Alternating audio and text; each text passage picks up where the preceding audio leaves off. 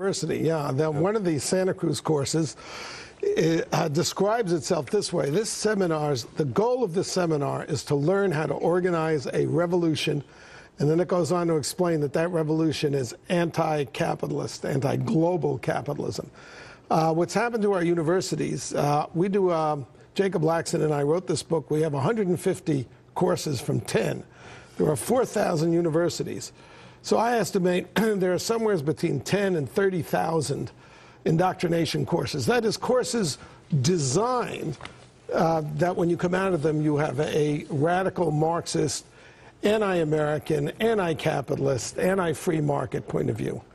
And you only get books on one side of these courses. Do you think this is designed to condition students, young people, to think that socialism, redistribution, Marxism, to each according to his need, from each according to his ability. Are you saying this is a strategy designed to indoctrinate a nation? Is it that severe, or am I overstating it? No, it is a strategy. It derives from an Italian Marxist named Antonio Gramsci, who saw in the 1930s already that the proletariat was not going to make the revolution, the working class.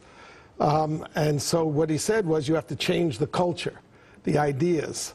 And that's why radicals went into the universities and became professors and then redesigned the courses. I describe at the University of California, Bettina Apteker, 20 years on the Central Committee of the Communist Party, took over the Introduction to Women's Studies course, made it political, made the whole department the Department of Feminist Studies, right, and was told by her other communist professors, it's your revolutionary duty to do this. All right, Bettina, Ward Churchill, you were on Hannity and Combs one night, and you had just debated Churchill, and then he came on the program, and I got in a big fight with him. But Ward Churchill, Bill Ayers, unrepentant terrorist, now is a rock star on college campuses around the country. Terrorist, compulsive liar. He's lied about every, to this day, he says that he was protesting the Vietnam War. He was setting bombs when Jimmy Carter was president, 3 years after all American But here's my question. left. How do these guys, when Barack Obama said about Ayers, just to use that as an example that everybody knows, well, he's a well-respected professor. He is. It's called the distinguished professor. He was a moron when he was a radical. I knew him when he was a radical. He was an idiot. Very shallow person.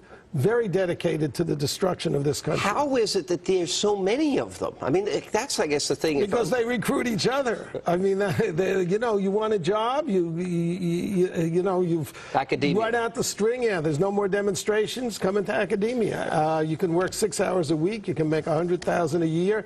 You have a lifetime job. You get 4 months paid vacation.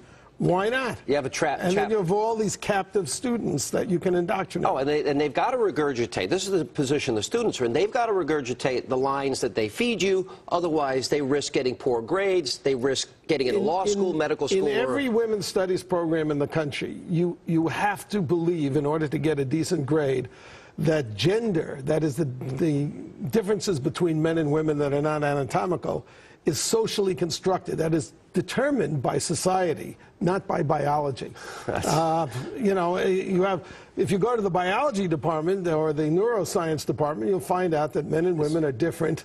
They're hardwired to be different. That's interesting. Which any 5-year-old can tell you, but not in the universities. It gets serious even as it relates to the issue of terrorism. You have a chapter, Uptown Madrasa, Columbia University.